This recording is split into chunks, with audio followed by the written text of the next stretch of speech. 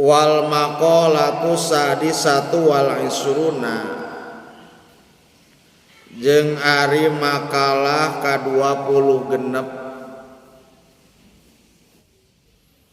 Qala ngadawu saha Nabi sallallahu alaihi wasallam, Nabi Muhammad sallallahu alaihi wasallam, Allahumma sholli ala sayyidina Muhammad.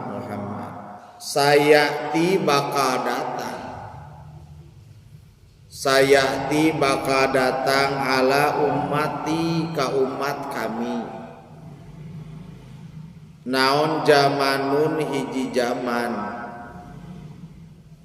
yuhibbuna anu mikaresep ieu jam umat, yuhibbuna anu mikaresep ieu umat al-khamsa kana 5 perkara, al-khamsa kana 5 perkara, wayan sauna jeung bakal mopohokeun ieu umat, wayan sauna jeung bakal mopohokeun ieu umat al-khamsa kana 5 perkara.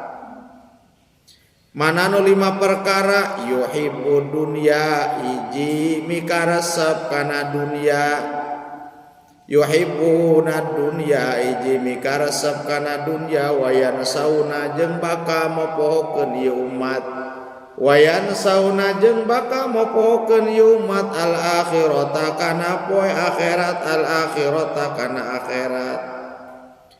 Wa yuhibbuna jeung kadua bakal mika cinta ieu umat, wa yuhibbuna jeung kadua bakal mika cinta ieu umat al hayata kana hirup, al hayata kana hirup, wayan sauna jeung bakal mopohokeun ieu umat, wayan sauna jeung bakal mopohokeun ieu umat al mauta kana maut.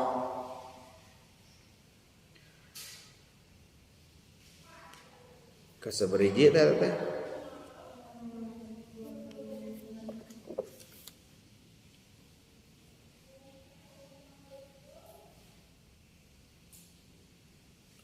wa yuhibbuna jeung bakal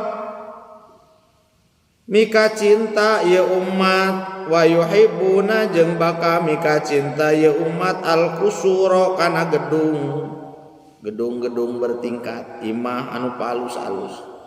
Al qusura kana gedung, wayan sauna jeung bakal mopohokeun ieu umat, wayan sauna jeung bakal mopohokeun ieu umat al qubura kana pirang-pirang kuburan, al qubura kana pirang-pirang kuburan. Wa yuhibbuna jeung bakal mika cinta ieu umat, wa yuhibbuna jeung bakal mika cinta ieu umat al mala kana harta, al mala kana harta, wayan sauna jeung bakal mopohokeun ieu umat, wayan sauna jeung bakal mopohokeun ieu umat al hisaba kana hisaban, hartina hisaban teh perhitungan amal. Wa yuhibbuna jeung bakal mika cinta ieu umat, wa yuhibbuna jeung bakal mika cinta ieu umat al khalqa kana makhluk, al khalqa kana makhluk, wayan sauna jeung bakal mopohokeun ieu umat, wayan sauna jeung bakal mopohokeun ieu umat al khaliqa kanu ngadamel makhluk, al khaliqa anu ngadamel makhluk.